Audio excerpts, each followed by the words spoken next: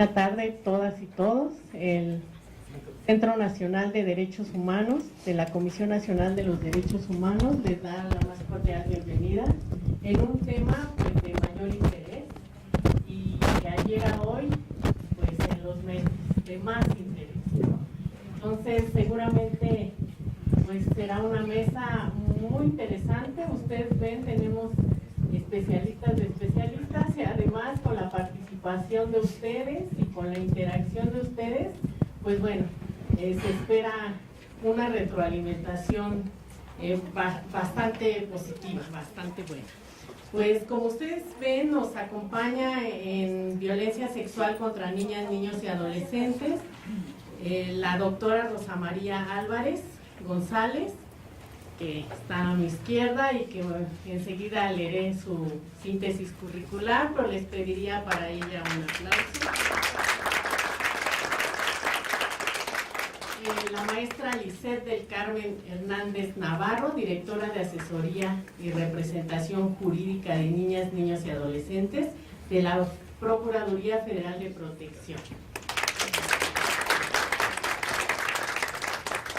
Nuestro querido amigo Alfonso Poiré, Save the Children, por todos conocidos. Bueno, la logística de la mesa será una ronda de 15 minutos, cada uno de nuestros participantes, una segunda ronda, un segundo espacio de 5 minutos y abrimos a las inquietudes. Ya les estarían entregando algunas papeletas, esperemos atender todas. Si no fuese así, yo les pediría que también anotaran su correo electrónico para que pudiéramos atenderlos en breve.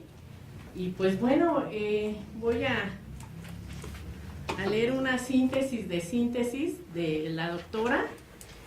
Ella es licenciada en Derecho por la Universidad Autónoma de Chihuahua, tiene estudios de posgrado en Derecho Privado en la Universidad de Nápoles, Italia, es doctoranda en Derechos Humanos en la Universidad Nacional de Educación a Distancia de España, investigadora titular de tiempo completo en el Instituto de Investigaciones Jurídicas de la UNAM en las áreas de Derecho de Familia y Derechos Humanos, profesora de las materias de género, discriminación y violencia de género en el posgrado de la Facultad de Derecho de la Universidad Nacional Autónoma de México, integrante de la Asamblea Consultiva y de la Junta de Gobierno de CONAPRED en su momento, juez en la Corte Interamericana. Fíjense qué interesante, y creo que de eso nos va a compartir su experiencia en el caso de Campo Algodonero, que como ustedes saben pues fue de las sentencias en las que se hicieron pronunciamientos importantes en materia de igualdad entre los géneros en la Corte. Autora de innumerables trabajos sobre derecho de familia, de mujeres, niñas, niños, derechos humanos.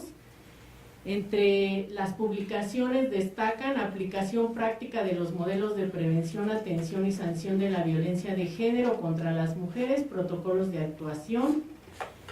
Es coordinadora del Diplomado de Violencia Familiar y Derechos Humanos del Instituto de Investigaciones Jurídicas.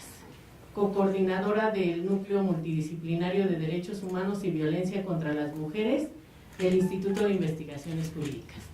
Pues bienvenida, adelante. Gracias.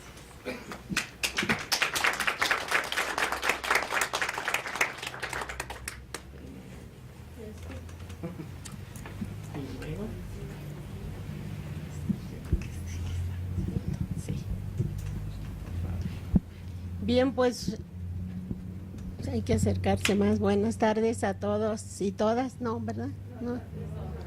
Está apagada. Marco.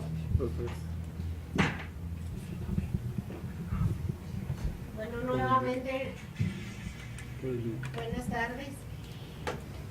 Abro el paréntesis de agradecimientos como se debe hacer por toda persona educada, así es de que como soy hombre. Agradezco cumplidamente la invitación de la doctora Morales y de Lourdes Ariñán para participar en esta mesa, que me honra mucho la participación justamente por los integrantes de la mesa y la integrante de la mesa. Me da mucho gusto estar aquí y sobre todo con ustedes, muchos de ustedes queridos amigos de tiempo atrás. Pretendo hacer una especie de señalamientos para un poco entrar en el tema posteriormente, ya a la hora de que tengamos oportunidad de comentarlo. Primero de lo que ha sido la discriminación, luego de la violencia contra las mujeres y las niñas y los niños, por supuesto que estos entraron en el ámbito internacional después de las mujeres. Afortunadamente se apuntó sobre también la necesidad de reconocer a los niños como sujetos de derecho y no como objetos que habían sido venido planteando desde tiempos inmemoriales. Me referiré muy someramente al caso del campo algodonero. ¿Por qué? Porque fue una sentencia en que fijó muy bien las bases de lo que debía ser juzgar con perspectiva de género, que pues lamentablemente lo que estamos observando en los medios de comunicación y en el propio trabajo de los jueces, ya no voy a hablar nada más de los jueces federales, sino de todos los jueces, pues dista mucho de ser lo que pretende el país democrático y civilizado que somos, que estas cosas no se presentaran como se han venido presentando y que somos,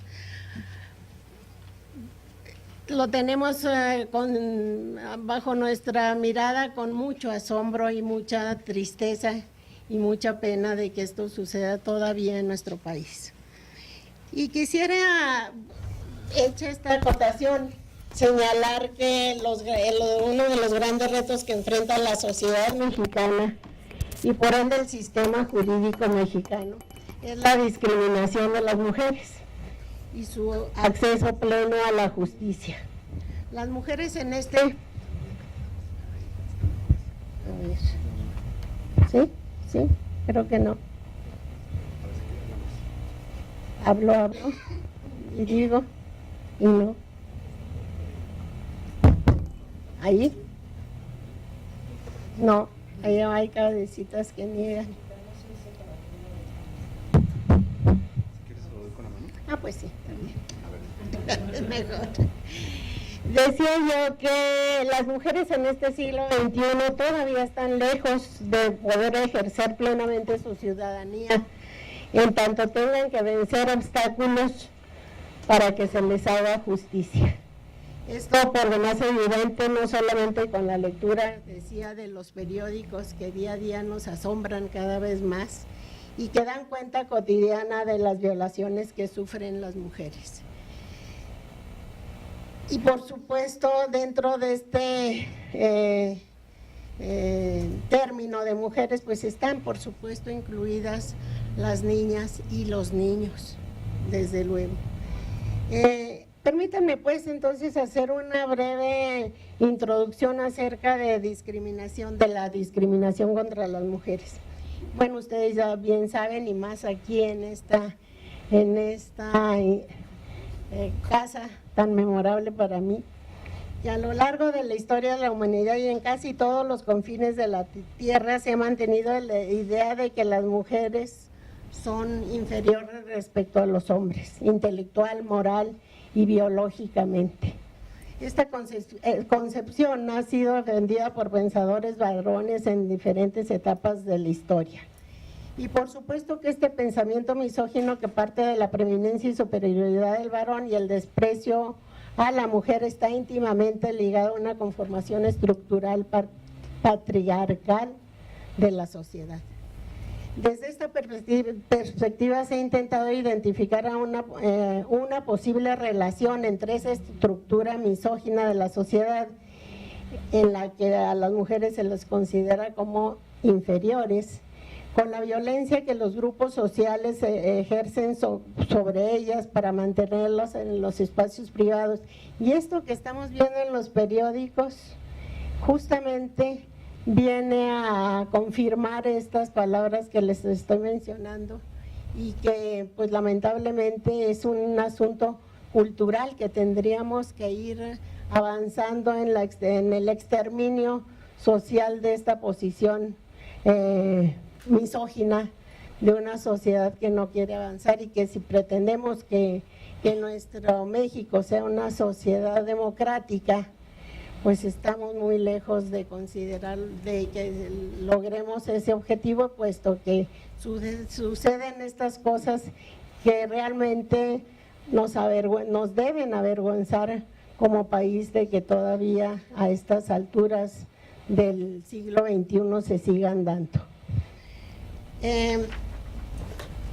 Y bueno, está mal que yo lo diga, pero siempre lo digo porque se ha pensado mucho que el hacer leyes va a resolver automáticamente los problemas sociales. Y desgraciadamente no es así. Esta idea de que la ley resuelve todo, puede haber magníficas leyes, pero de todas maneras por sí solas no resuelven en nada los problemas sociales. Y bueno, en ese sentido el derecho ha permitido ciertamente la reproducción de esas estructuras sociales en que las mujeres hemos estado sujetas a una exclusión sistemática de la organización política, y confinándose, desde luego, pretendiendo confinarlas a los espacios privados. Así se conformó, apoyado por la norma jurídica, el estereotipo de la mujer como un ser inferior, sumiso, dependiente, sin una identidad genérica propia, jugando un papel social secundario y limitado, repito, al ámbito doméstico, y dedicado por completo a cumplir su última y principal responsabilidad, que es la maternidad. En este sentido, pues, el derecho ha sido una pieza fundamental para mantener y reproducir un sistema que ha mantenido mecanismos de subordinación femenina. Dicho lo cual, le señalaría que a partir de del año 90 o de los años 90 del siglo pasado, organismos de Naciones Unidas y otros organismos internacionales reconocieron que el fenómeno de la violencia contra la mujer atenta contra sus derechos humanos y es un obstáculo para el desarrollo, por lo que en 1993, fíjense nada más, ya casi en las postrimerías del siglo pasado, apenas en 1993, se declaró que toda persona tiene derecho a vivir una vida libre de violencia. En el ámbito regional, el documento más representativo, por supuesto, de esta lucha contra la violencia es la Convención Interamericana para Prevenir, Sancionar y Erradicar la Violencia contra la Mujer, también conocida como Convención de Belém do Pará, porque se firmó y se expidió justamente en esa ciudad brasileña, en 1994. Que por cierto México ratificó hasta 1998. México, les debo de decir que ha firmado y ratificado casi todos los instrumentos internacionales relativos a derechos humanos, todos.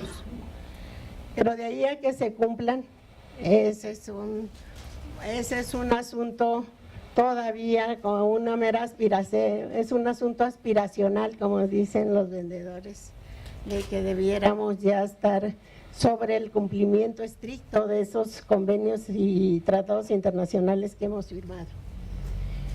En esta Convención de Belém do Pará se entiende por violencia contra la mujer cualquier acción o conducta basada en su género que cause muerte, daño o sufrimiento sexual o psicológico a la mujer, tanto en el ámbito público como en el privado. Y esto encuadra justamente en el caso que nos ocupa en los periódicos recientemente. Justamente es el daño que se le está causando, y aquí no a una mujer, sino a una menor de edad, que ese es un elemento que tampoco ha sido muy aclarado en los medios de comunicación. Creo que ahí tendríamos que poner el énfasis de que estamos ante la presencia de una violación flagrante de los derechos de una niña y otra niña y tantas otras niñas que están en la misma situación a lo largo y ancho del país, pero específicamente en este caso, pues es una menor de edad, una niña, lo que la Convención de Derechos del Niño cataloga como una niña. La convención establece un aspecto de protección muy importante cuando faculta a personas o grupos de personas o entidades no gubernamentales para que puedan presentar denuncias o quejas por violación de derechos ante la Comisión Interamericana de Derechos Humanos por el incumplimiento de algunos de los deberes de la propia convención. Y la comisión en ese caso puede, si considera que se reúnen los requisitos necesarios o las condiciones necesarias, puede presentar el caso ante la Corte Interamericana, que fue el caso justamente de lo que se sucedió en el caso del campo algodonero.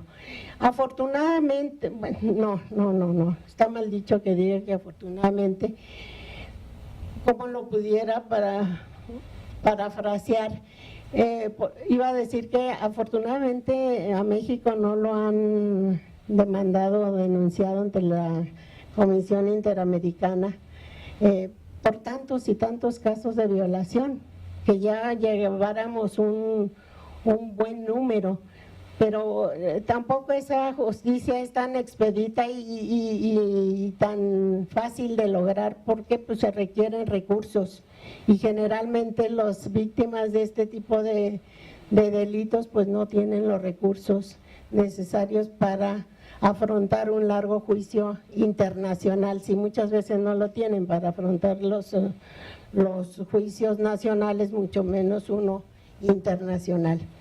De manera que lo expedito de la justicia internacional no es una de sus características específicas. En Ciudad Juárez, ya centrándome en lo que sucedió pues desde 1993, se señaló que venían sucediendo los asesinatos de mujeres y de niñas en Ciudad Juárez. La realidad es que no sabemos cuándo se inició el fenómeno, ni las propias autoridades fueron capaces de determinar, y lo que es peor aún, ni siquiera el número de víctimas que sufrieron estos acciones que las llevaron a ser privadas no solamente privadas de la vida, sino dejadas en sus cuerpos. Se decía que la mayoría de ellas provenían de estados de la República y que trabajaban en las industrias maquiladoras o en pequeñas tiendas. Pero lo más doloroso del caso del campo algodonero es que ni siquiera podemos ser capaces de establecer con exactitud el número de víctimas que podemos considerar con este nombre genérico de las mujeres asesinadas en Ciudad Juárez. No las muertas. Nunca se debe decir que las muertas, porque la muerte es el final de una vida que se desarrolló normalmente, y entonces se nace, se crece, se reproduce en algunos casos las personas y mueren. Es un proceso natural. En cambio, hablar de asesinatos, de homicidios, es otra cosa muy diferente, que inicia justamente cuando alguien es privado de la vida, y terminaría ese proceso cuando ese que privó de la vida a alguien es condenado por ese hecho.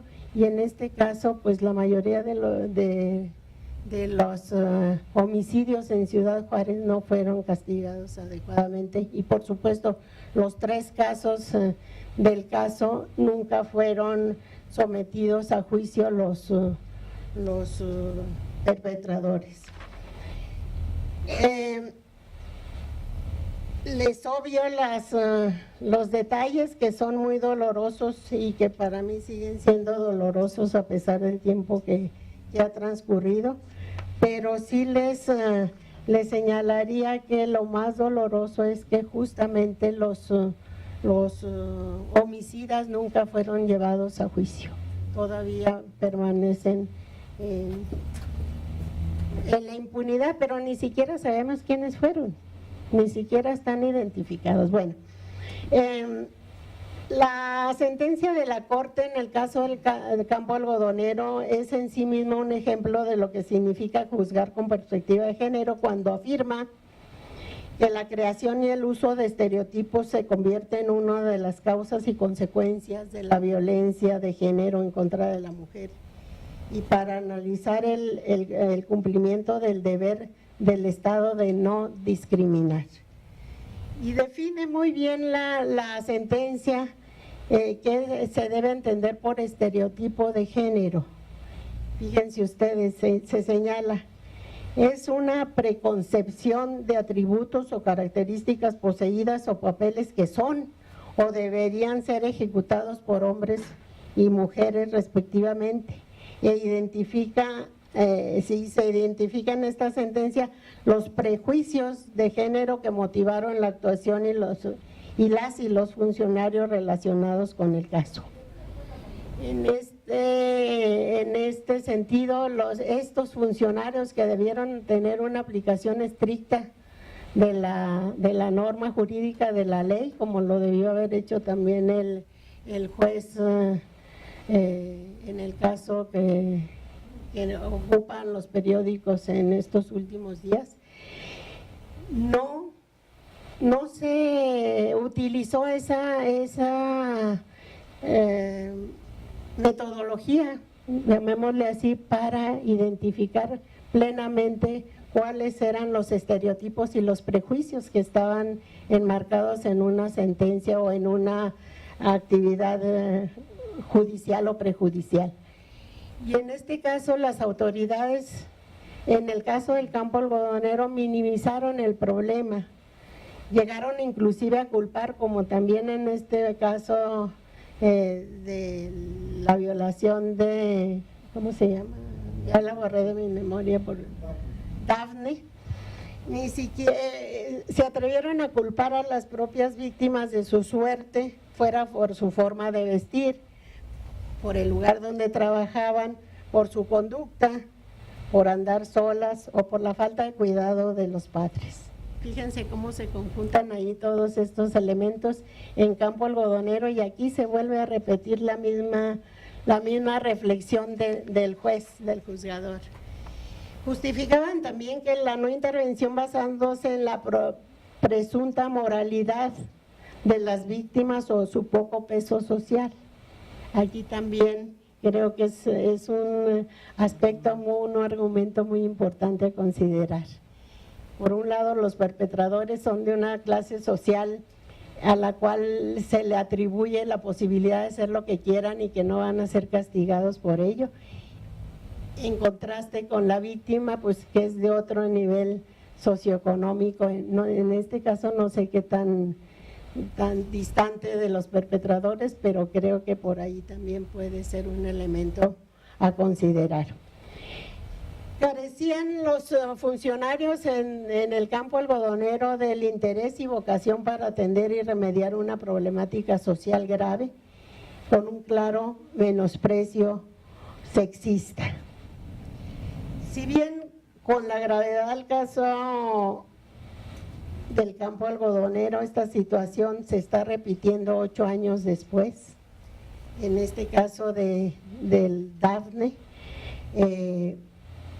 es muy lamentable que se siga aplicando, que se puedan aplicar estos aspectos que la Corte hizo énfasis y que hizo resaltar, y que justamente la podemos considerar como un parteaguas en la impartición de justicia con perspectiva de género, y que lamentablemente vemos que los jueces todavía carecen de esa metodología para enfrentar los casos de violencia contra mujeres. Y ahí le dejo para que analicemos posteriormente, ya en el transcurso de la mesa, el caso concreto que aquí lo traigo y que es verdaderamente terrible. Gracias, doctora. Quisiera dar la bienvenida a este centro al diputado Rafael Hernández Soriano. Muchas gracias por estar aquí. Bienvenido. Bueno, vamos a escuchar a Lisette del Carmen Hernández Navarro. Ella es maestra en Derecho por la Universidad de Guadalajara, también en Ciencias Forenses y Criminología. Su experiencia laboral es amplísima y voy a destacar la que actualmente desempeña. Es directora de Asesoría y Representación Jurídica de Niñas, Niños y Adolescentes. Y quisiera decirles, porque ha sido así, es una gran aliada y colaboradora también en los casos en los que la CNDH pues ha necesitado de dar asesoría y acompañamiento a las niñas, niños que por alguna situación pues se encuentran en un estado de vulnerabilidad, pero que además han sido víctimas de una violación a derechos. Entonces, con toda la experiencia pues que Lisette tiene ahora en la Procuraduría de Protección de Niñas y Niños, pero antes en la Fiscalía General del Estado de Jalisco, en la Comisión Estatal de Derechos Humanos de Jalisco, en la Secretaría de Seguridad Pública,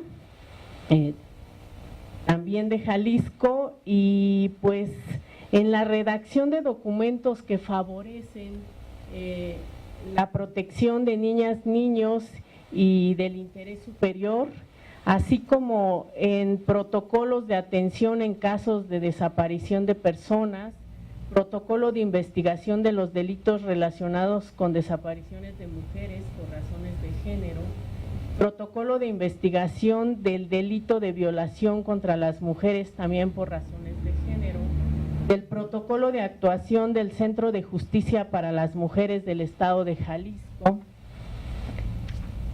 y participación en la elaboración de la Ley de Atención a Víctimas del Estado de Jalisco.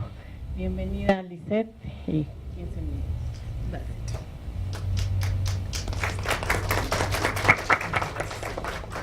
Buenas tardes a todas y a todos. Antes que nada, muchas gracias por la invitación y por la oportunidad de estar participando en esta mesa con tan valiosos compañeros, colegas. Como todos sabemos, y como ya lo mencionó la doctora Rosa María, México ha firmado, ha ratificado gran cantidad de tratados en materias de derechos humanos. Eso ha obligado al Estado mexicano a implementar y modificar las leyes acordes a cada materia. Ya hablamos de lo que fue en el caso de las mujeres, los casos tan lamentables que orillaron a que México tuviera que comenzar a trabajar y aplicar sus leyes con perspectiva de género. En el 2014, en diciembre, se publica la Ley General de los Derechos de Niñas, Niños y Adolescentes. Desde antes tenemos la Convención para la Protección de los Niños, Niñas y Adolescentes, de los Derechos, y tantos otros tratados y observaciones directamente de la Organización de las Naciones Unidas por omisiones que precisamente hemos tenido. Con la aparición de esta ley general se mencionan todos aquellos derechos a los que niñas, niños, adolescentes tienen acceso y se les deja de ver como solamente entes de protección, sujetos de. Ahora ellos, el Estado tiene esta obligación de hacerlos sujetos de derecho, no solo de protección. Esta ley, de algún modo, tiene tantos dientes y se ha ido impulsando para la implementación de que todos los estados tengan su propia ley, porque aunque es una ley general, no maneja esta concurrencia. El día de hoy, que estamos aquí para hablar específicamente del abuso sexual en contra de niñas, niños y adolescentes, me interesa hacer énfasis en lo que es el capítulo 8, que es el derecho a una vida libre de violencia y a la integridad personal, la que nos dice aquellas condiciones de bienestar que estamos obligados todos los entes, todos, públicos, privados, a hacer valer para esta protección integral de niñas, niños y adolescentes. ¿Pero qué pasa? Cuando hablamos de abuso sexual infantil, hemos llegado a un momento de transición en lo que no nada más se da el abuso sexual como lo teníamos conocido. Ahora las redes sociales están formando parte importante en el enganche, en la explotación y en la utilización de nuestras niñas y niños. Nos rebasa. Debo de decir que a esta fecha tenemos que la Interpol tiene en su base de datos más de 550,000 imágenes descargadas de internet relacionadas con niñas y niños que han sido víctimas de abuso sexual. De estas 550,000 bases se han logrado detectar únicamente 1,453 víctimas. Podemos casi asegurar que la poca protección que se puede llegar a tener, o supervisión incluso, en la forma en la que los niños y las niñas están haciendo contacto con alguien que está del otro lado de una pantalla, del otro lado atrás de un teléfono celular, es lo que está haciendo incontrolable la situación, porque una vez que la niña, dicen los expertos, los que saben, que podría un enganchador tomarle no más de 5 minutos para obtener una fotografía, lo que ahora es conocido como el sexting, y que esta fotografía pudiera generar el enganche para la amenaza, para poder sacar a esta niña o este niño de su entorno, y entonces poder hacer con él o utilizarlo y llevar en lo real lo que es el abuso sexual, obligándolo obviamente a tener aquel contacto sexual. Y no podemos olvidar que este contacto sexual es uno de los que más secuelas deja. Hoy sí quisiera yo comenzar a transmitir, precisamente por el tema que también comentaba la doctora,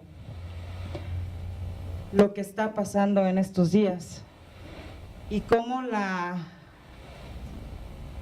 omisión, por así decirlo, de aquellos servidores públicos que estamos obligados a hacer valer esta ley, estos derechos, está provocando que, debo decirlo, el desconocimiento de los servidores públicos esté haciendo o generando que este tipo de violaciones y de abusos se continúen dando sin castigo, y que lamentablemente a la fecha no tengamos una política pública preventiva del abuso sexual en contra de cualquier ser humano, y principalmente de este sector más vulnerable que son las niñas y los niños.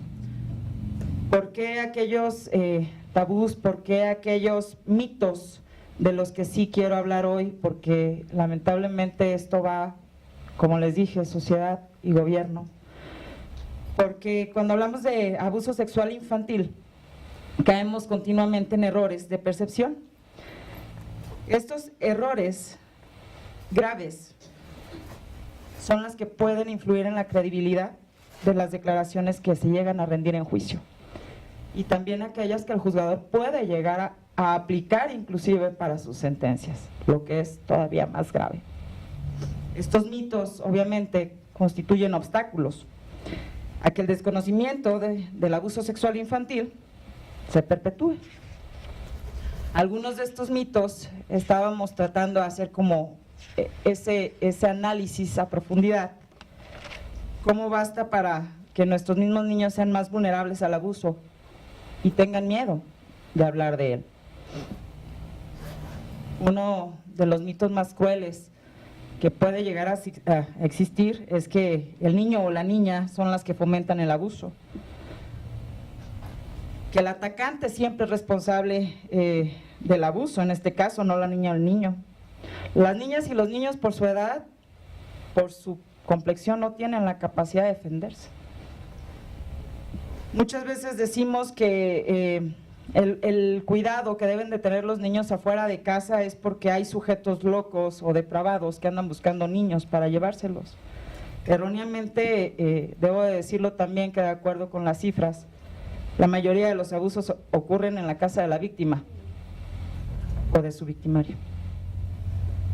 Es frecuente que se crea que el niño miente cuando revela un abuso, pero también deben de saber que los niños rara vez mienten, inventan, fabrican. Cuando un niño crea historias, créanme que su imaginación anda por otro lado. Cuando un niño inventa fantasías, tienen que ver con la felicidad y la armonía. Y es muy difícil que un niño logre dar a detalle lo que es un abuso. Su mente no lo sabe.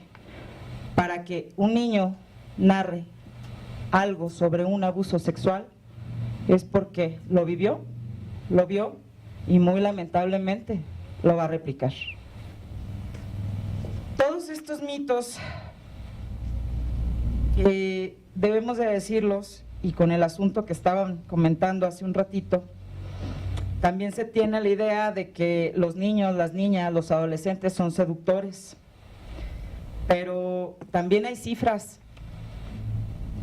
Aquí debemos de analizar que, de acuerdo con los analistas, se ha revelado que 1 de cada 3 niñas y 1 de cada 6 niños sufrirá abuso sexual antes de cumplir los 18 años. Y se sabe que de cada 10 casos de abuso sexual infantil, entre 8 y 9 de ellos son cometidos por personas allegadas a la víctima. Se dice también que los ataques son violentos y no siempre es así. Pueden ser actos sutiles y también el uso de las amenazas, como les decía. Existen lamentables casos en la experiencia en los que podemos descubrir cómo el padre ha sido el atacante durante años y que fue hasta después de un embarazo que se detonó una alerta de que esta niña había sido abusada cuando empezó la primera vez 5 años antes. Los agresores no son personas que no tienen un perfil, no son violentos. Es muy difícil, lamentablemente, que podamos detectar el perfil de un agresor, porque son amigables inclusive. De hecho, puedo llegar a afirmar que en los casos que me tocó trabajar, los niños confiaban en ellos. ¿Sí? Eso es un dato que tenemos que tener muy en cuenta. Aquí la situación es cómo nosotros vamos violentando, creando mitos, señalando, pero ¿qué pasa cuando un niño o una niña decide pedir ayuda? No le creen, no le creemos, no le damos los medios, las herramientas ni el empoderamiento necesario. Si bien estamos ante una nueva ley, esta legislación nos obliga a tener especialistas en la materia. Y yo me he preguntado cuántas veces, habemos muchas personas que tenemos muchos años de trayectoria así en víctimas y que nos hemos ido especializando en mujeres, que actualmente estamos ante este reto tan grande que es trabajar con niñas, niños y adolescentes. Es una otra especialización, pero díganme cuántos de los que estamos aquí interesados, que podemos estar casados inclusive con estos temas de defensa a las víctimas, cuántos somos expertos en el abuso sexual en contra de niñas y niños. Hasta la fecha creo que hacemos una búsqueda y en México no tenemos. ¿Por qué es tan importante todo esto? Porque si desde el inicio yo no puedo proteger al niño, lo estoy victimizando. El niño que ya fue victimizado va a seguir siendo victimizado por mí como autoridad obligada a proteger sus derechos, porque ni siquiera sé que ese sujeto de derechos que tengo enfrente necesita tener la intervención inmediata, no de un abogado que le pregunte qué le pasó. Necesita él la asistencia psicológica, de trabajo social, que pueda tener esa especialidad para el acercamiento, para la confianza. ¿Ustedes creen que un niño que ha estado siendo abusado por una persona en la que confiaba va a llegar y va a confiar en cualquier servidor público. Eso es imposible, señores. No se puede seguir trabajando con tales omisiones, y si lo seguimos haciendo, entonces estamos victimizando.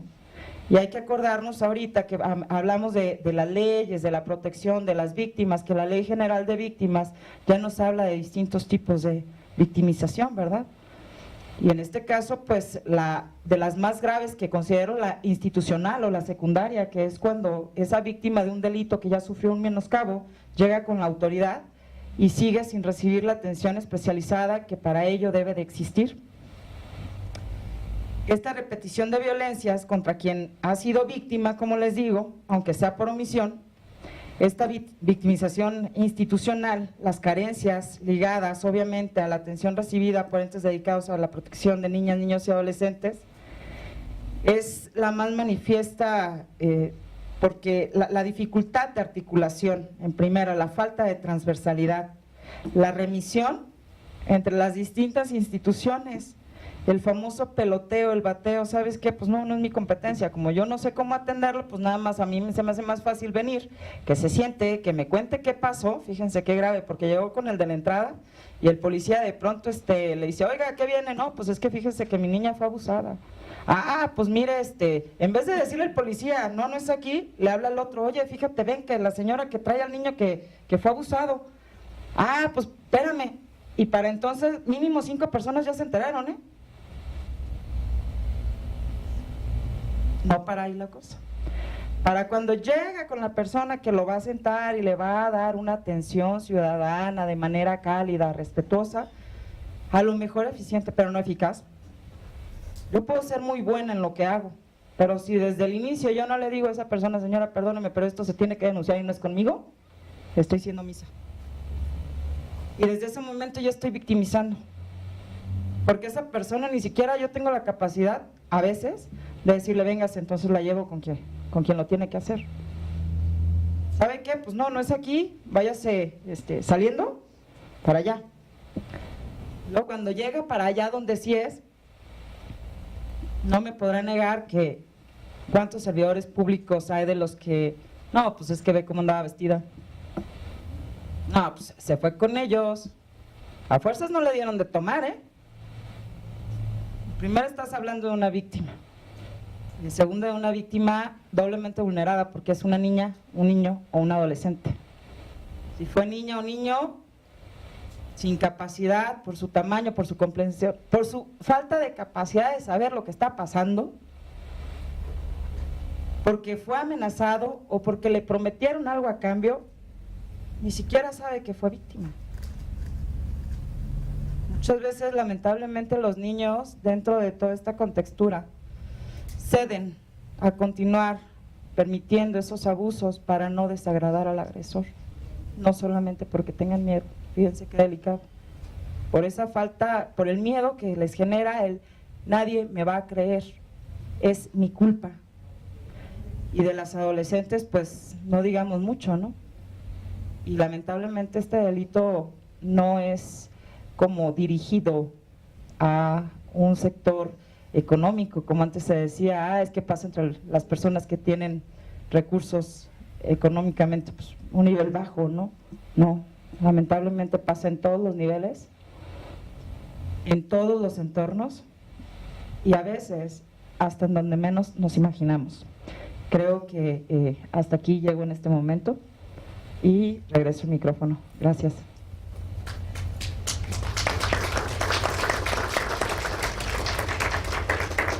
Antes de dar la palabra a Alfonso, quisiera que ustedes conocieran e invitarlos a que abran la página de la Comisión Nacional de los Derechos Humanos y concretamente la de la Coordinación de Niñez y Familia. Ahí van a encontrar este protocolo que acabamos de diseñar y elaborar con la SEP, que no ha sido fácil, debo decirlo. Se llama Protocolo para la Atención y Prevención de la Violencia Sexual en las Escuelas de Educación Inicial Básica y Especial en la Ciudad de México. Todo un tema, el tema desde si se va a prevenir y atender abuso sexual infantil o violencia sexual. La Comisión Nacional optó desde luego porque fuese a partir de un enfoque de derechos de niñas, niños y adolescentes, pero en una terminología amplísima, violencia sexual, considerando desde luego que el Comité de los Derechos del Niño pues se ha referido así a los tipos de violencia sexual. Porque luego, desgraciadamente, con estos mitos que se consideran aquí, si ustedes, bueno, no es el caso, perdón Alfonso, pero creo que vale la pena, me voy a referir, miren, primero se hace una relatoría de qué son los derechos humanos, qué es la perspectiva de derechos de niñas, niños y adolescentes, y por qué la atención y prevención de la violencia sexual es un tema cuya comprensión amerita conocer los derechos de niñas, niños y adolescentes. Se trató de redactar de tal manera que todo servidor público, es decir, autoridad escolar, docente, tuviera este conocimiento y esta responsabilidad, estuviera consciente que la omisión también, desde luego, le va a generar una responsabilidad. Pero más allá, que cuando una niña, niño esté siendo violentada, o sea, víctima de violencia o sujeto pasivo de violencia sexual, y no sea en la escuela, pero que ellos como una autoridad o el docente como una primera persona de confianza y cercana a la niña, niño, tuviera los conocimientos básicos y la perspectiva de derechos para no revictimizar y para tener el conocimiento de cómo escuchas a la niña, niño, desde dónde te colocas para mirarlo, desde un lugar en donde se sienta seguro, que lo escuches cuando necesita que se escuche, ser escuchado. Y muchas ocasiones, bueno, debo decir que hubo cierta resistencia, desde luego, y es natural, porque bien dice Lisette, no somos especialistas en esta atención de violencia, pero sí no debemos dejar pasar cuando hemos identificado factores de riesgo que están ahí. Hay que ubicar a la niña, niño, lo que hemos hecho desde luego cuando se amerita canalizarlos a la Procuraduría de Protección, pero antes desde luego también lo hemos recomendado aquí, estar alertas de cómo cada día se conduce una niña, niño, si es que ha cambiado, si es que ahora quiere estar solo, etcétera. Y además, otra cuestión que también nos resultó indispensable integrar aquí, el papel de las madres y los padres y los cuidadores. Porque es cierto, la violencia sexual, desgraciadamente, también se sufre en las familias, en casa. Entonces, pues este es el protocolo que ustedes pueden consultar, y también a partir de esta falta de confianza hacia las niñas y los niños cuando han sido víctimas de violencia, se han generado, los dragones sí existen para los padres y las madres y los cuidadores. Es decir, si tu hijo te está diciendo que está siendo violentado, escúchalo, porque los dragones efectivamente existen. También se ha generado un cuento que se llama Tiro Limpio, y este es de prevención de abuso sexual también, pero a nivel de primaria. Y un cuento para quienes nos dedicamos a la prevención de la violencia sexual en la primera infancia o en el desarrollo temprano, Ale Ale. Todo este material está disponible para ustedes y para quien lo desee, y se ha trabajado con la CEP. Alfonso es abogado egresado de la Universidad Iberoamericana asesor de Save the Children, integrante del Frente por los Derechos de Niñas, Niños y Adolescentes. Bienvenido.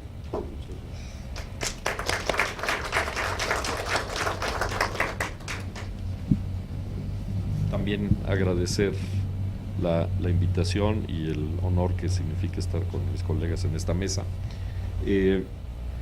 Lourdes nos hacía a los panelistas una serie de preguntas detonadoras y yo quisiera retomar precisamente la pregunta que le hace a Save the Children en el sentido de las aportaciones, las propuestas que puede haber por parte de las organizaciones de la sociedad civil para la erradicación de la violencia sexual.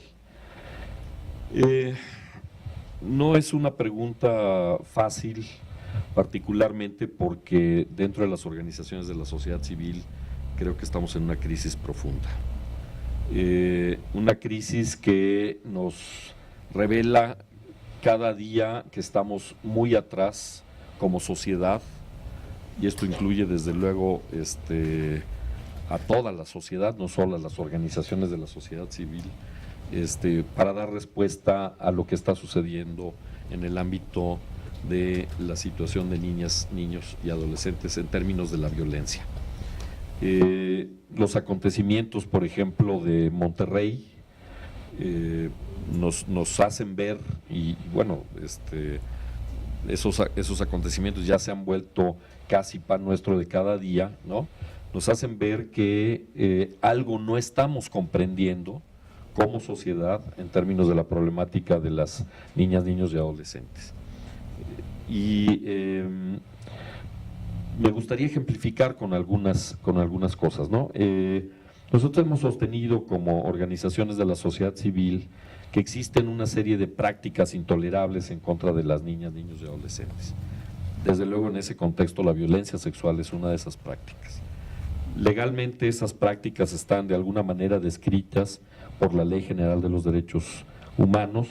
El artículo 47, si no mal recuerdo, hace este listado, pero me parece que aún en un listado relativamente preciso de lo que son las prácticas intolerables en contra de la infancia, estamos quedándonos atrás. Por ejemplo, Save the Children inició una campaña para buscar que se tipificara el delito de acoso sexual cibernético, denominado grooming en otras sociedades, muy ligado con el tema del sexting que comentaba Lisette, y que, bueno, visto en el proceso de discusión, nos reveló que no estamos entendiendo efectivamente qué sucede muchas veces con las prácticas, digamos, relacionadas con la violencia sexual en el ámbito de las redes sociales, de la web, por ejemplo.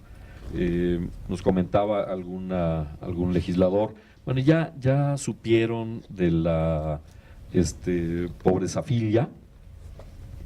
¿Cómo la pobrezafilia?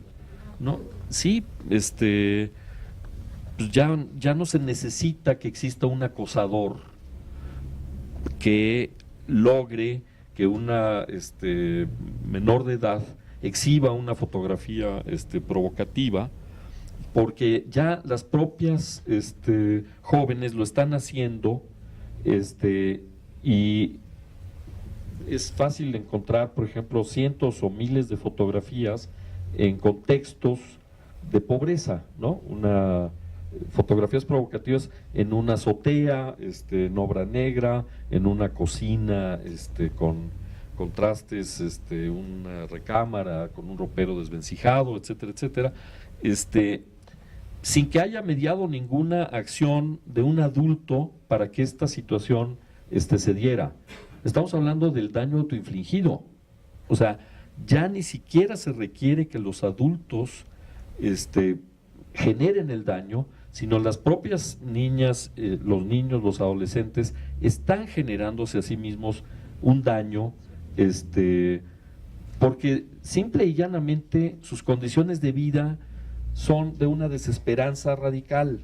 O sea, están abandonados, están solos, sus padres cuando existen, tienen que desarrollar dobles jornadas o triples jornadas, no tienen la capacidad de estar con ellos en sus casas, de vigilar efectivamente si tienen o no tienen acceso a las redes, si salen o no salen a la calle, con quién se relacionan, cuando llegan, si no se dan estas situaciones de abuso sexual, de cualquier manera hay violencia psicológica, de cualquier manera hay un entorno absolutamente adverso a las posibilidades de desarrollo integral, al ejercicio de los derechos de las niñas, niños y adolescentes. Entonces, cuando se dan este tipo de situaciones, lo que estamos viendo es que no tenemos como sociedad una respuesta adecuada hacia la problemática de la niña. Y no tenemos esas respuestas porque no hay capacidad social, ni siquiera de escucha de lo que está sucediendo en las vidas de estas niñas, niños y adolescentes.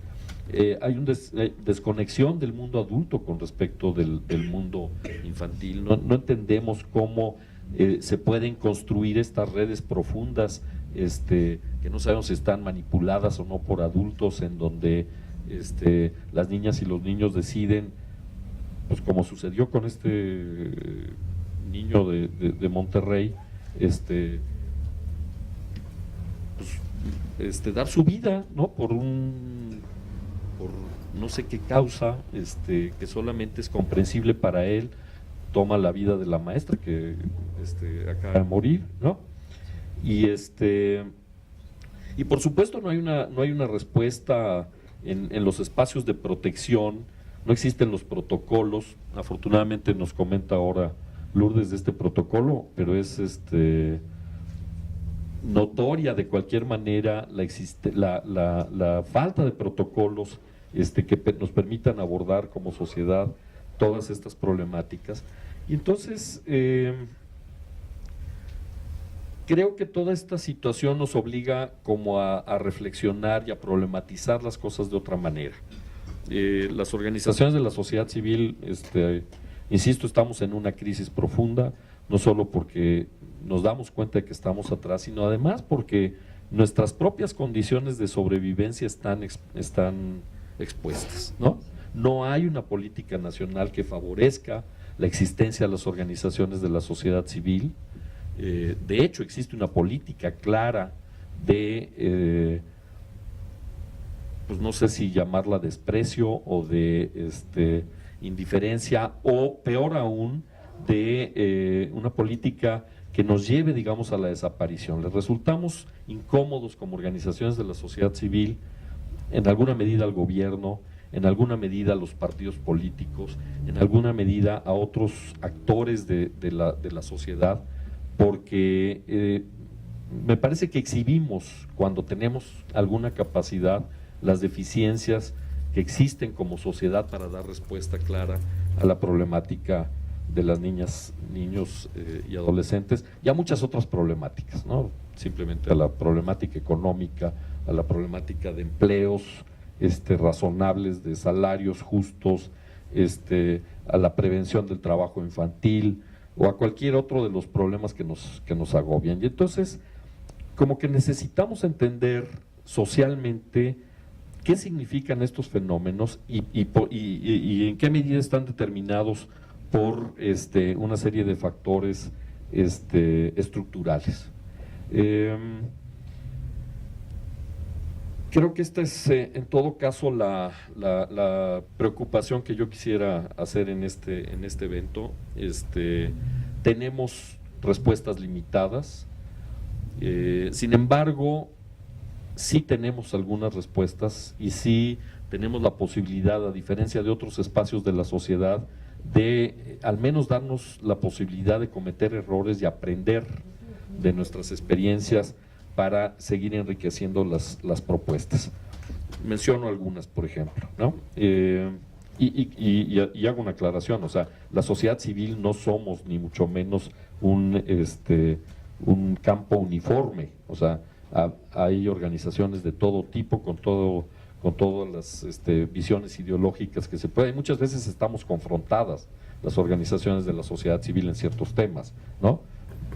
Por ejemplo, el tema de la prevención del embarazo, o de los abortos, etcétera. Bueno, pues hay un espectro amplísimo de posiciones dentro de la sociedad civil, pero digamos, aún dentro de esa diversidad y de esa complejidad y disparidad a veces, creo que hemos venido avanzando en algunas ideas. Por ejemplo, en el tema del enfoque de derechos, ¿no? Yo creo que hay una serie de propuestas dentro de las organizaciones de la sociedad civil que ponen énfasis, digamos, en este enfoque de derechos, probablemente como la única respuesta válida desde el Estado de Derecho para efectivamente tratar de garantizar el ejercicio de los derechos de niñas, niños y adolescentes y la prevención de la violencia. Las propuestas que existen, por ejemplo, en términos de superar los patrones de educación vigentes que perpetúan la sociedad patriarcal. O sea, los patrones de crianza que efectivamente favorecen la distinción entre los géneros de manera negativa, o sea, fortaleciendo la perspectiva de un género sobre otro, me parece que están agotados, y eso se ha problematizado desde las organizaciones de la sociedad civil, me parece de una manera que puede ofrecer ciertas posibilidades. O sea, diversas organizaciones estamos en la idea de empezar a plantear patrones de crianza distintos, que nos reconozcan no a las mujeres, no a los niños, no a las niñas, sino a las personas, a los seres humanos, que reconozcan la conexión que existe entre cada ser humano, en la legitimidad que existe de cada ser humano y las capacidades de cada ser humano, de tal manera que podamos efectivamente entender la igualdad de género desde una lógica distinta. Todos los modelos que se han venido desarrollando también desde la sociedad civil relacionados con el fortalecimiento de la identidad de las niñas y los niños, su autocuidado, la idea de la posibilidad de la ciudadanía infantil, por ejemplo, en donde cada niña o niño puede ser reconocido desde edades muy tempranas como un sujeto que tiene la posibilidad de opinar y de participar, digamos, en las decisiones que les afectan. Me parece que también es una propuesta desde la sociedad civil que tiene o que ofrece una serie de posibilidades de transformación significativas. La idea de la cultura de la paz y la ternura, por ejemplo.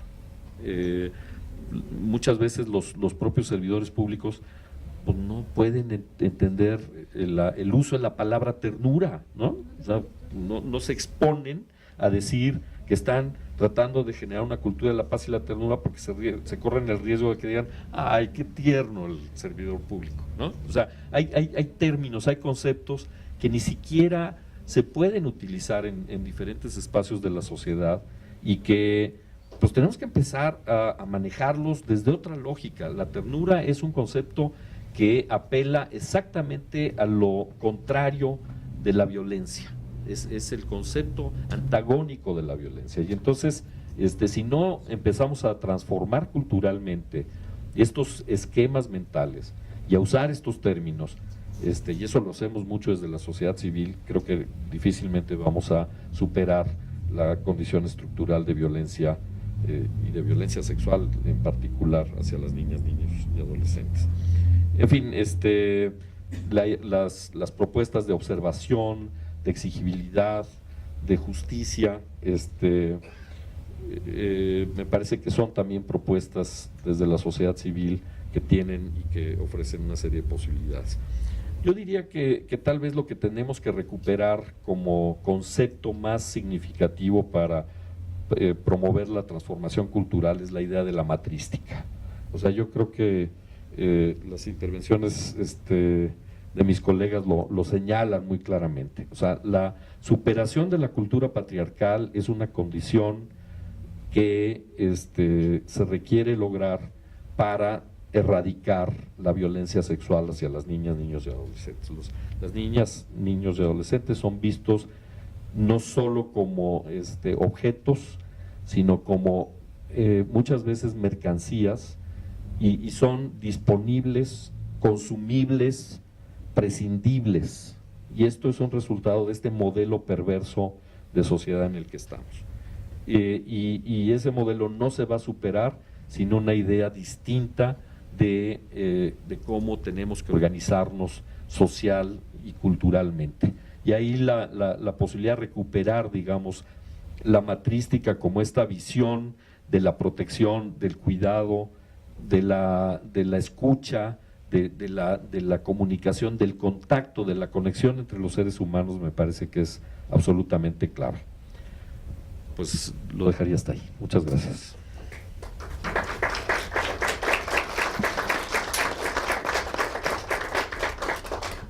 Bueno, muy bien.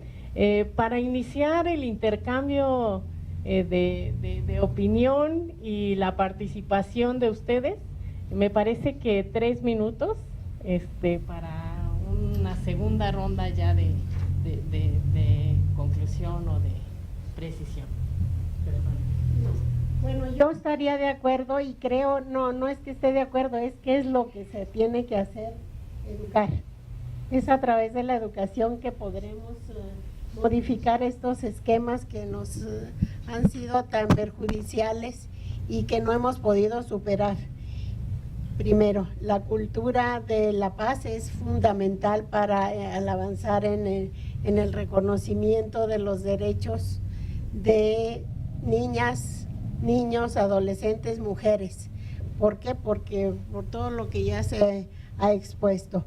Y yo llamaría la atención sobre la indiferencia social. Eso es lo que a mí siempre me preocupa muchísimo, la indiferencia con que vimos y seguimos viendo la problemática que aqueja a esta sociedad en materia de violencia.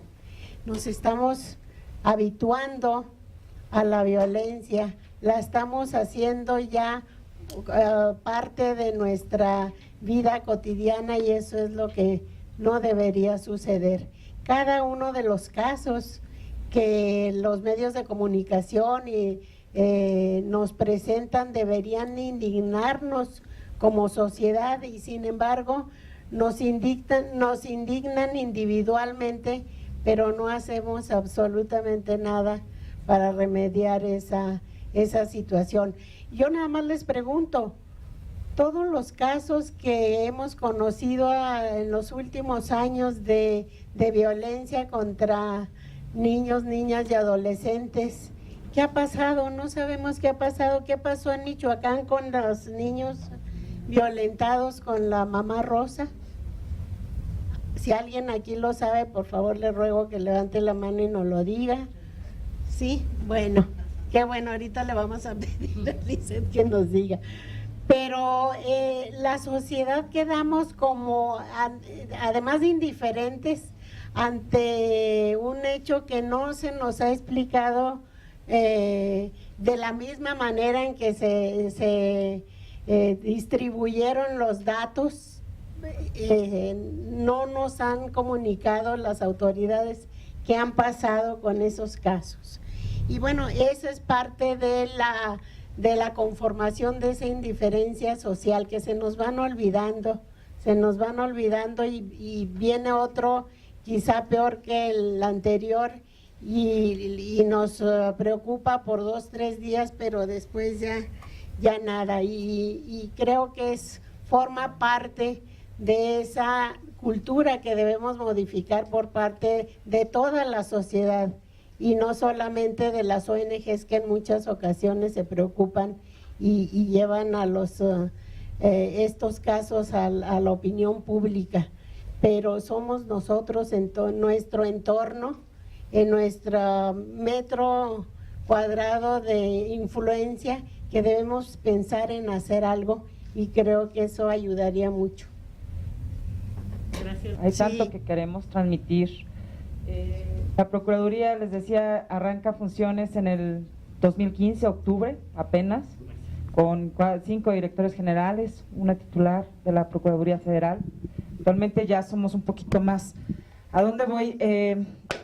Quiero transmitirles, conforme a estos sucesos que mencionaba el licenciado Alfonso, la doctora, obviamente el listado de derechos es enorme.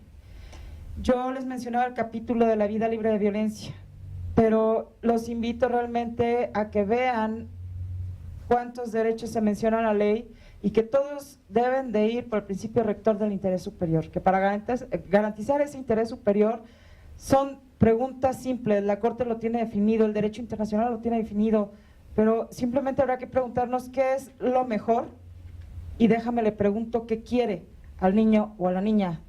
Y entonces veremos, conjuntamos y más, vamos a representarlo para que sea lo que a él o a ella mejor le convenga. El derecho a la intimidad, que tanto se ha venido hablando, los lamentables sucesos públicos, el derecho a la intimidad, a la protección de datos. No solamente tenemos una ley general de los derechos de los niños, tenemos una ley federal de transparencia, tenemos la ley de protección de datos, tenemos la normatividad de medios, hay derechos que se pueden hacer valer, hay que saber en dónde, para saber en dónde no somos todólogos, lo decíamos antes de llegar aquí, si no trabajamos conjunto, gobierno y sociedad y particulares, y cada quien hacemos lo que nos corresponde desde donde estamos, y si no sabemos comunicarnos, y si no sabemos en dónde tocar la puerta, esto no va a avanzar. La Procuraduría Federal obviamente tiene esas ganas reales de atender y hacer valer esta ley y hacerla conocer. Tenemos muchas vías, no necesitan ir, pueden llamar, pueden enviar un correo. La ley, cuando se trata de protección a niños, yo no quiero el nombre tuyo, yo quiero saber quién es el niño y en dónde está. ¿Sí? Ya lo demás será un seguimiento, o sea, hay cuestiones muy valiosas que tenemos que transmitir, pero también la obligación que tenemos servidores públicos y que afortunadamente hoy estamos aquí en la Comisión Nacional de Derechos Humanos como servidores públicos, también estamos supervisados y estamos obligados a hacerlo. Y si no lo hacemos, ellos nos van a decir cómo, o qué estamos haciendo mal, o qué es lo que tenemos que perfeccionar. En el caso del derecho a la intimidad, sí debo de transmitir el nombre, la cara de una niña, un niño, un adolescente. Para nosotros esa protección es primordial, así como también lo es el derecho a la identidad, el derecho a la seguridad jurídica, el derecho a una vida libre de violencia, el derecho a la educación, a la salud. Entonces, esta serie de derechos obviamente que conlleva responsabilidades y obligaciones por parte del Estado, pero también les digo, vamos a trabajar de manera transversal. Hay que garantizar esta protección integral y sobre todo reconocer que hace falta mucho camino por recorrer, pero creo que habemos personas y para eso estamos los que estamos aquí y muchas más que tal vez no pudieron acompañarnos, que tienen ese mismo ímpetu, esas ganas de cambiar para que la niñez de México tenga un futuro mucho mejor. Muchas gracias. Rápidamente, me gustaría enfatizar sobre un par de temas que se mencionaron ya en la mesa y que tienen que ver con los espacios de protección de las niñas, niños y adolescentes. Hoy realmente no existen espacios de protección, o sea, desde la familia, desde la escuela, desde los albergues, desde los espacios públicos, desde el transporte, todos los espacios sistemáticamente presentan situaciones de violencia. Se ha normalizado la violencia como el trato hacia la, digamos, prevaleciente hacia las niñas, niños y adolescentes. Y tenemos un grave problema de conocimiento de la dimensión que tiene esta problemática. No conocemos efectivamente de qué tamaño es esta problemática. No hay, tenemos estadísticas sobre una serie de temas, salud, educación, recreación, cultura, etcétera, etcétera, pero curiosamente no existen estadísticas sobre, por ejemplo, las prácticas intolerables que registra la ley. O sea, hoy no sabemos cuántas niñas, niños y adolescentes están involucrados, por ejemplo, en el crimen organizado, o cuántas están en una situación de esclavitud o de trabajo doméstico oculto, o cuántas son sistemáticamente abusadas sexualmente por sus padres, familiares, protectores, etcétera, etcétera, ¿no? Entonces, si no conocemos siquiera la dimensión de esta problemática, obviamente la respuesta social que podamos dar al problema es muy, muy limitada y seguramente va a ser errática. Entonces creo que son dos elementos que tenemos que poner sobre la mesa y discutir sistemáticamente en todos los espacios interesados en la definición, en el diseño de políticas públicas de respuestas de protección hacia las niñas, niños y adolescentes. Y ya no es optativo, o sea, hoy tenemos todas y todos la obligación de involucrarlos en esta problemática y de dar respuestas para garantizar el ejercicio de todos y cada uno de los derechos que les corresponden.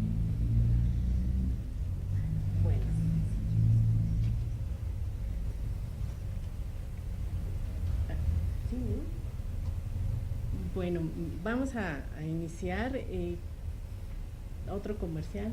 Quisiera también, la Comisión Nacional recién publicó un estudio que se realizó con el CIESAS, muy interesante, que también está en la página de la comisión y que tiene que ver con la violencia en los adolescentes.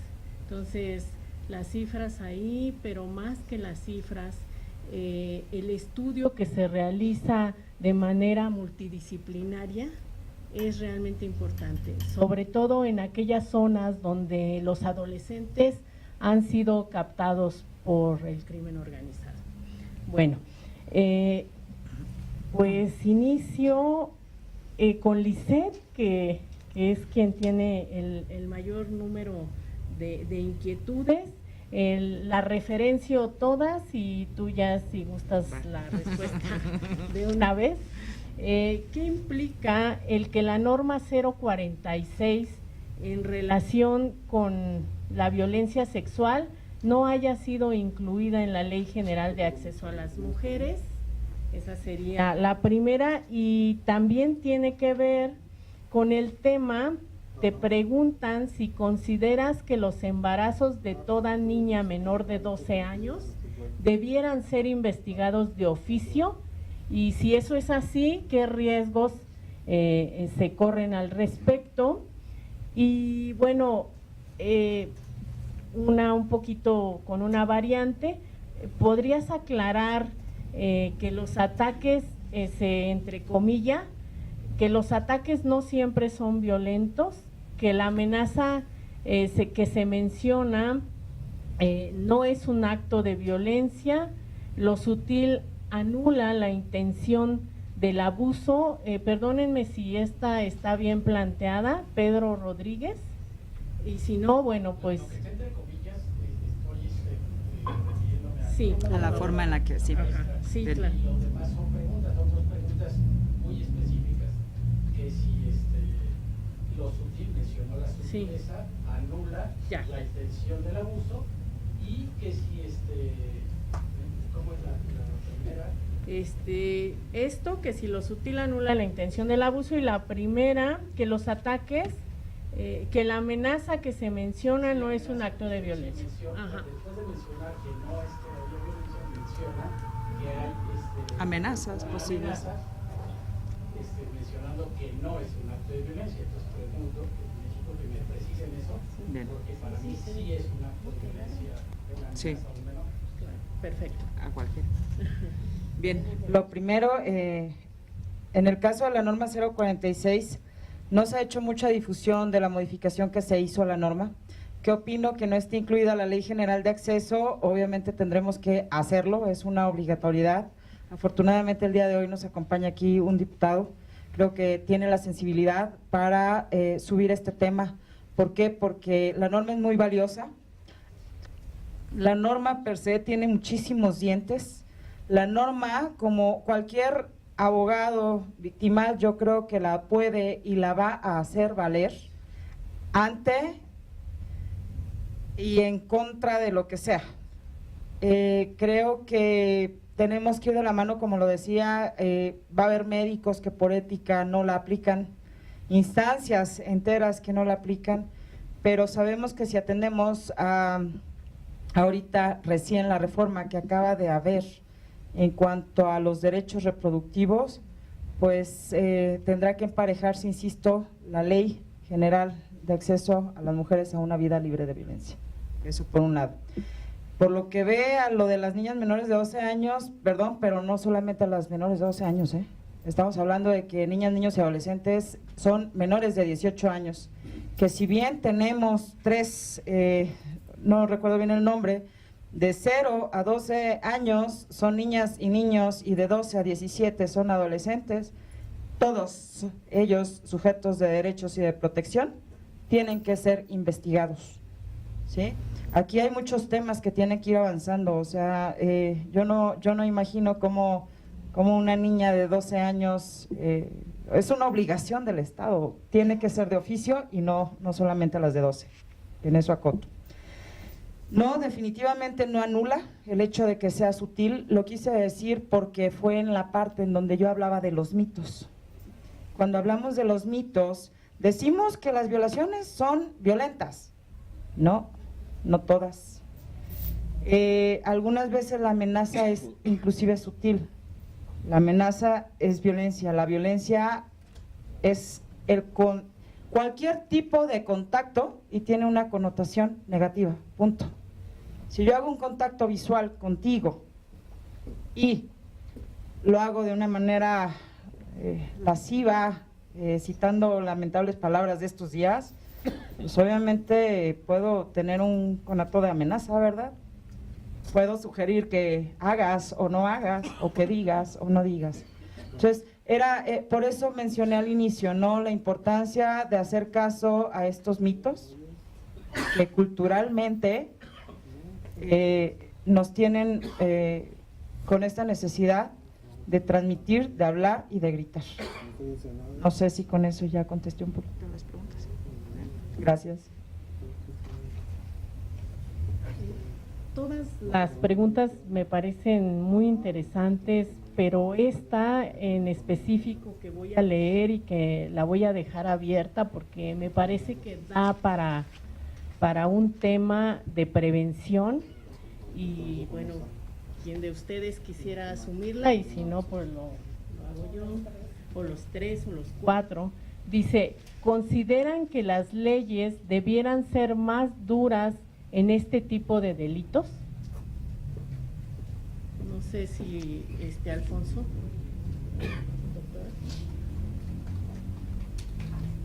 Bueno, el endurecer las penas tampoco ha sido no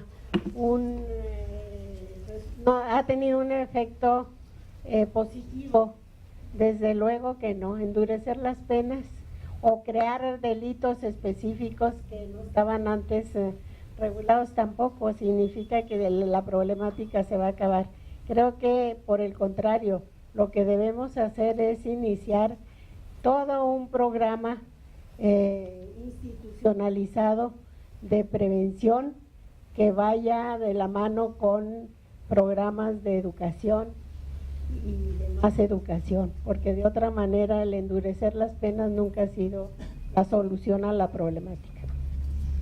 Sí, miren, la coordinación visita las escuelas, entre muchas otras instancias, pero visita constantemente las escuelas y debo decirles que por las cargas de trabajo o bien pues nos hemos confiado en que nuestros hijos están entretenidos o hijas en las redes o en la tablet o en la internet y me parece que en muchas ocasiones no estamos teniendo bastante atención en los espacios, en la publicidad, en cómo se exhiben en las redes, cómo exhiben su cuerpo a veces, etcétera.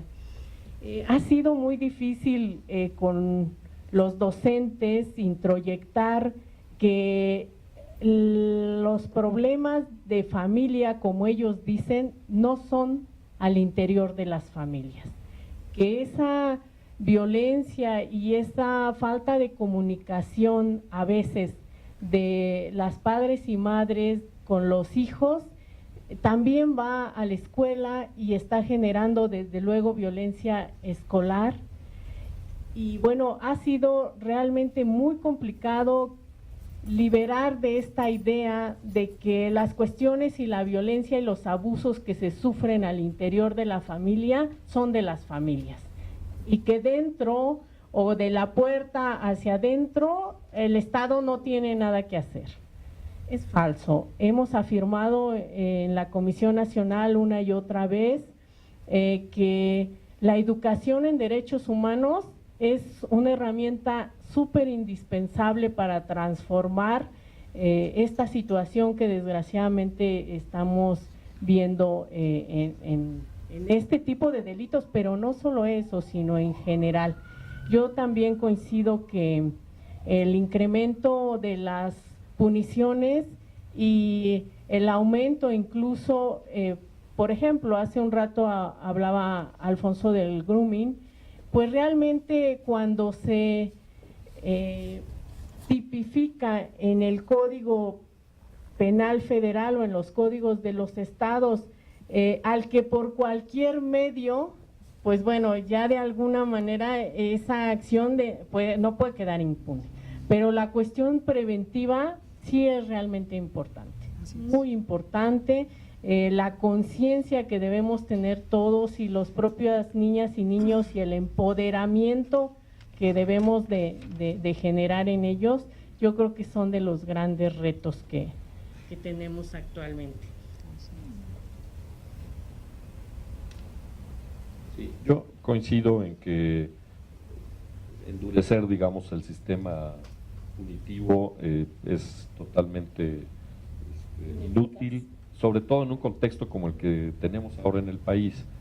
Yo creo que estamos en una crisis estructural de dimensiones brutales, entonces que efectivamente endurezcamos, digamos, las medidas de castigo a los transgresores, lo único que va a hacer es polarizar todavía más el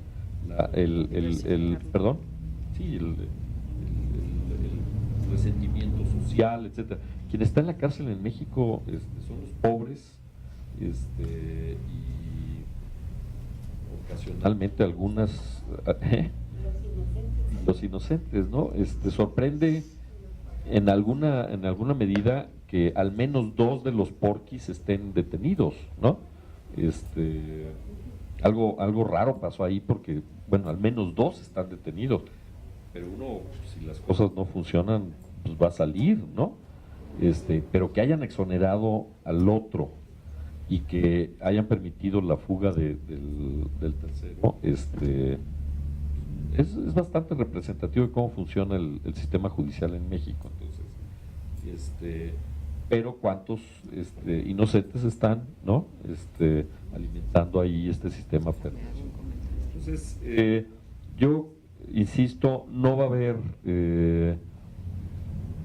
un cambio real si no efectivamente atacamos la raíz del asunto. Reconocemos que estamos en una crisis civilizatoria, de hecho, ¿no? Y empezamos, pues, tal vez como desde las bases a modificar la cultura patriarcal, que yo creo que ahí radica buena parte de nuestros problemas.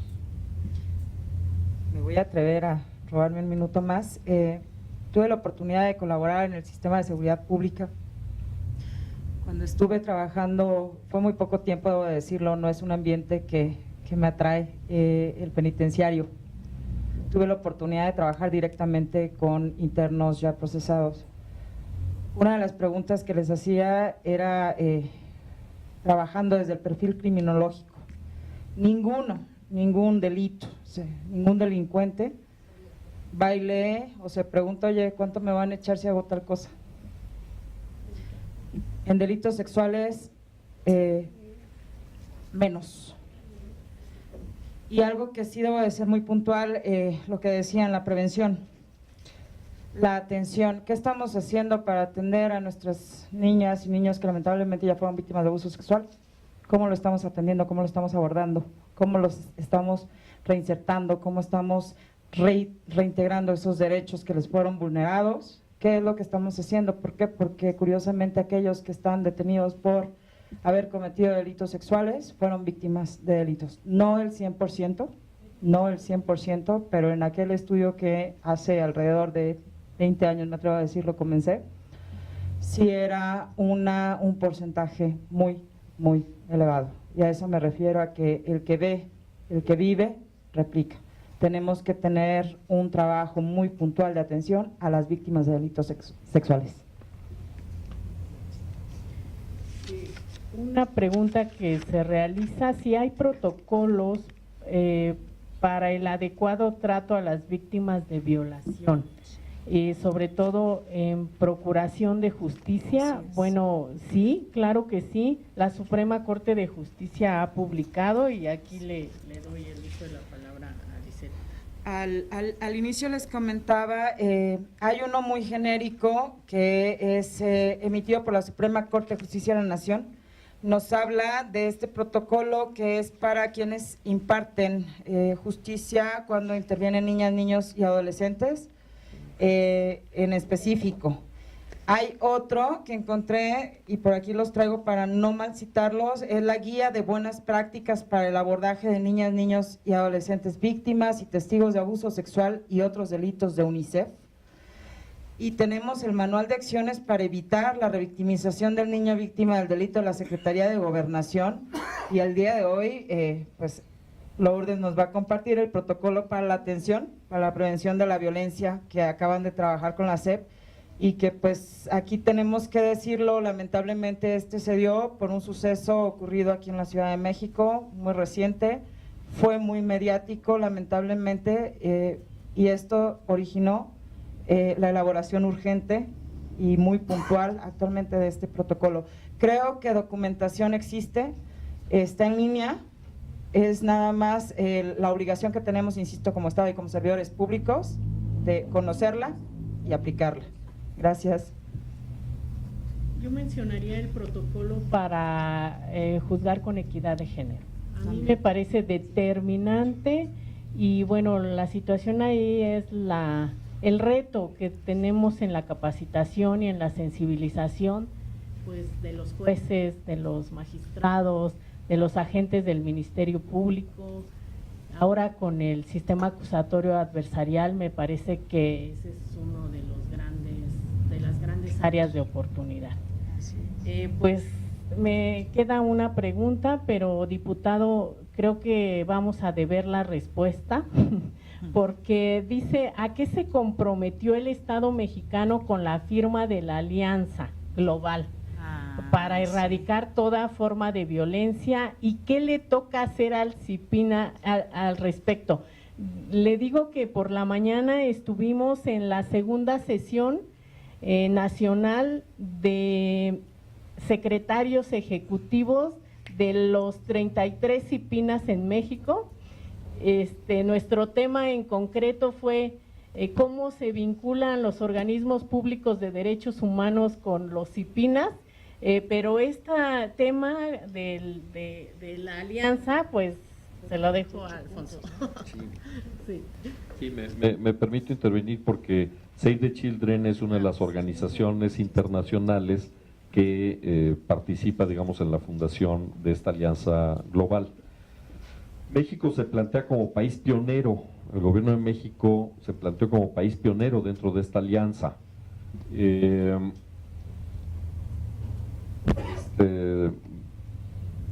No deja de ser sorprendente que en un contexto en donde la violencia está rebasada o rebasa al gobierno, es parte probablemente de la estrategia estructural en donde se inserta el gobierno, porque la violencia, bueno, no nos vamos a detener a estudiarla, pero en este contexto es algo bien complejo.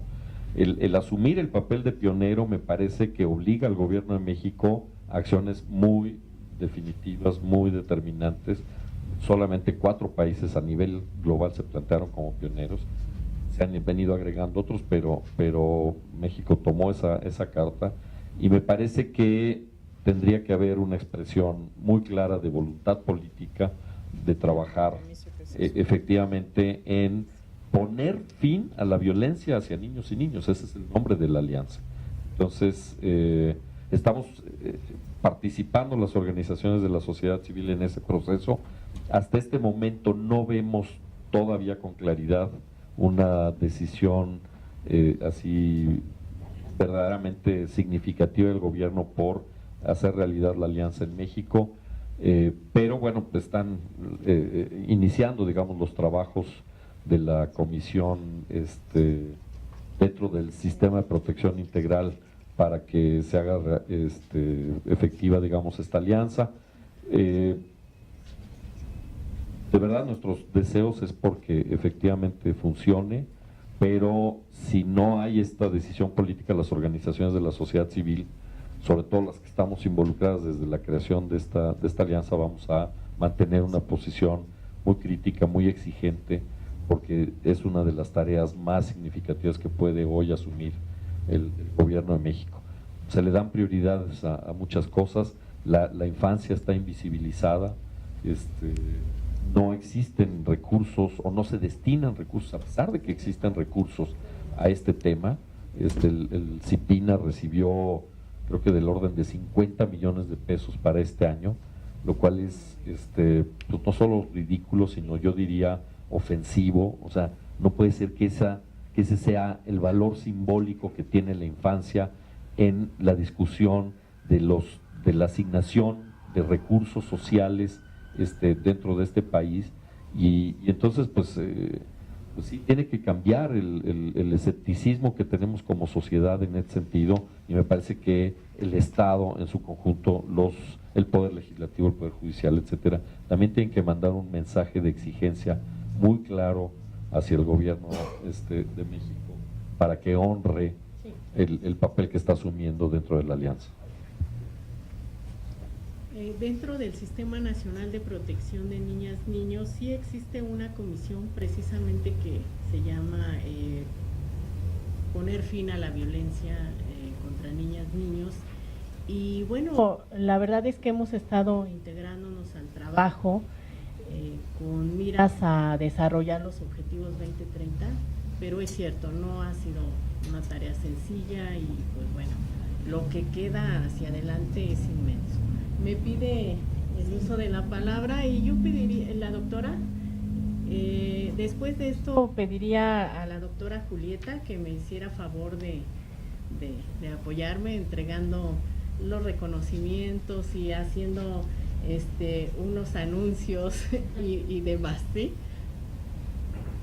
Yo solamente añadiría a lo dicho que en este país los invisibles han sido siempre los niños, las niñas, más quizá que los niños.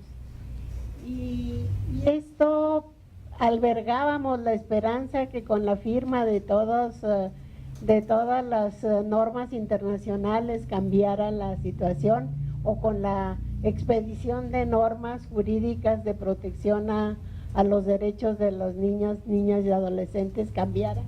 Pero desafortunadamente no ha sido así. Estamos muy prestos a la firma de todo lo habido y por haber, pero no estamos prestos para el cumplimiento estricto de lo que nos comprometemos a hacer. Y bueno, alguien decía hace ya algunos años, no recuerdo, ya mi edad no me permite muchas veces recordar, pero alguien decía, es que los niños no votan. Entonces, pues están a la cola de todas las prioridades de los programas sociales, de las normas jurídicas, de la aplicación estricta de las normas. Entonces, yo creo que debemos ya alzar nuestra voz para que los niños, las niñas y sobre todo las adolescentes violentadas tengan esa justicia que clamamos no solamente para ellos, sino para toda la sociedad. pues, por favor, doctora.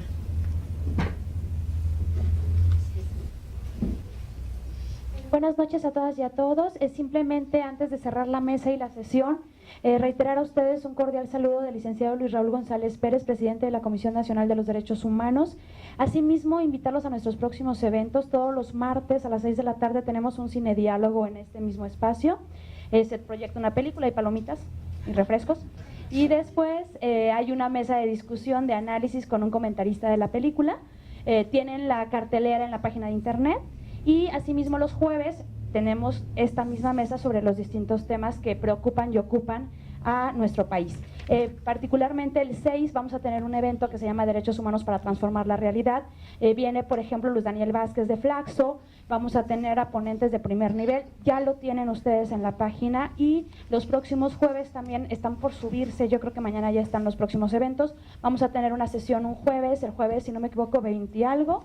21, 20, sobre mediación, y el 27, el siguiente jueves, algo sobre violencia escolar, con el nuevo nombre que acabamos de acordar. Asimismo, reiterar a ustedes, tenemos publicaciones en donación afuera, van a encontrar otro material de difusión, constituciones, en el marco de que estamos en 2017 y seguimos conmemorando el centenario de nuestra Constitución. La CNDH se suma a la labor de difusión de nuestro texto constitucional, pueden tomar gratuitamente y hay coffee break afuera. Muchas gracias por compartir este jueves a esta hora con nosotros y dedicar tiempo para uno de estos temas. Procedo a la entrega, digamos, más o menos informal, ya muchos de ellos son de casa. Por favor, a la doctora Rosa María Álvarez, un aplauso si son tan amables.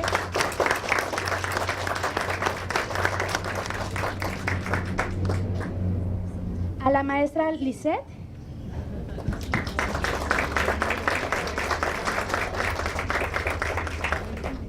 Y al licenciado Alfonso.